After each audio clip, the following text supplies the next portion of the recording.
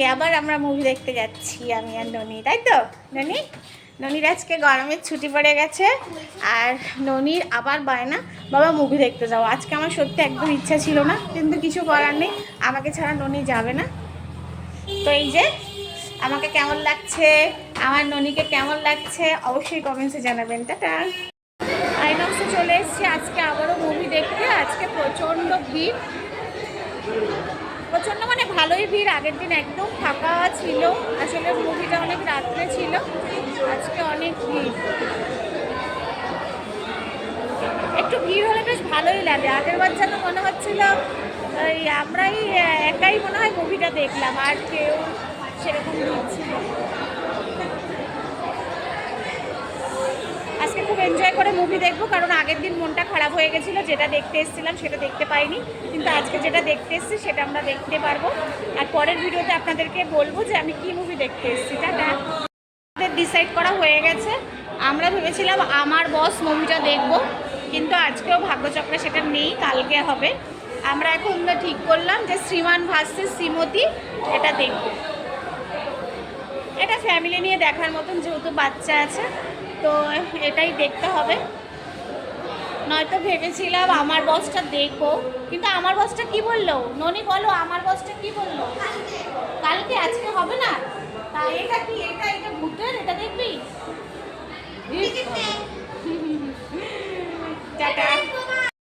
তো যাই হোক, আমরা মুভি হলে প্রবেশ করে ফেলেছি, দেখতেই পাচ্ছেন মুভি এখনও স্টার্ট হয়নি। আমরা আমাদের সিট খুঁজছিলাম, সিটটা কিন্তু ভালো জায়গাতেই পেয়েছি।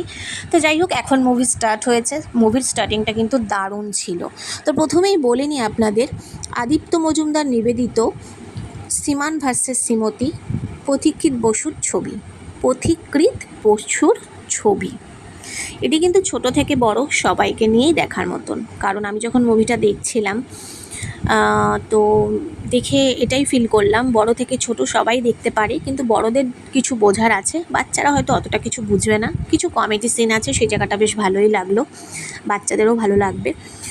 আর এর যে সিঙ্গার, মিউজিক অ্যান্ড রিলিক্সে রয়েছে অঞ্জন দত্ত। আর ভারতবর্ষের দীর্ঘতম বিচ্ছেদ মামলা আরাধিত ছবি। এই ছবিটা কিন্তু মানে সম্পূর্ণটাই বিচ্ছেদ নিয়েই। আর এটি 1 মে 2025 এটি কিন্তু রিলিজ হয়েছে, মানে শুভ মুক্তি পেয়েছে। তো যাই হোক, মিঠুন চক্রবর্তী, অঞ্জন দত্ত, অঞ্জনা বসু অভিনীত ছবি। এটা একটা ভালো কমেডি ড্রামা ছবি আমার কাছে যেটা মনে হলো। ছবির গল্পটা আমি একটু ছোট করে বলছি। এখানে মিঠুন চক্রবর্তী, তার যে ক্যারেক্টার, সে নিজে একজন জাজ। সে নিজের সম্পর্কের, মানে তার বিবাহিত সম্পর্কের কখনো ইতি টানেনি। মানে 27 বছর ধরে তার ডিভোর্স মামলা চলছিল, এবং অঞ্জনা বসুর জীবনে ফিরেছে তার পুরনো বন্ধু অঞ্জন দত্ত। অঞ্জন দত্ত ছিল অঞ্জনা বসুর পুরনো বন্ধু। এবং পরমব্রত আর বিশ্বনাথ কি পারবে এই ফাটল ধরা সম্পর্ককে জোড়া লাগাতে? আর বিশ্বনাথ যেখানে আছে সেখানে তো কোনো কথাই নেই, কমেডি আর কমেডি। আমার কিন্তু বিশ্বনাথকে ভীষণ ভালো লাগে। যাই হোক, তাহলে এখন দেখতে হবে এই ফাটল ধরা, মানে মিঠুন চক্রবর্তীর এই ফাটল ধরা সম্পর্ককে জোড়া লাগাতে কি পারবে বিশ্বনাথ আর পরমব্রত মিলে? এর থেকে বেশি জানতে হলে নিকটবর্তী সিনেমা হলে গিয়ে আপনাদেরকে কিন্তু মুভিটা দেখতেই হবে। আমার কিন্তু ভীষণ ভালো লেগেছে মুভিটা, সত্যি অনেক কিছু শিখবার, অনেক কিছু জানবার। আপনারা কিন্তু অবশ্যই এই মুভিটা একবার হলেও দেখবেন, ভীষণ ভালো লাগবে। যাই হোক, মুভি কিন্তু এখন শেষ হয়ে গেছে। আমরা কিন্তু একটু কোক আর পপকর্ন খেয়েছিলাম, আর জলের বোতলগুলো ননি নিয়ে নিল। দারুণ দেখতে বোতলগুলো, ননির ভীষণ ভালো লেগেছে। একটু বড়মশাইয়ের কাছেও শুনে নিই কেমন লেগেছে। বড়মশাই বললো দারুণ লেগেছে। তো বন্ধুরা, আপনারা অবশ্যই মুভিটা একবার দেখবেন, আর ভিডিওটি ভালো লাগলে লাইক, কমেন্টস আর শেয়ার করবেন, আর আমার চ্যানেলটিকে সাবস্ক্রাইব করবেন।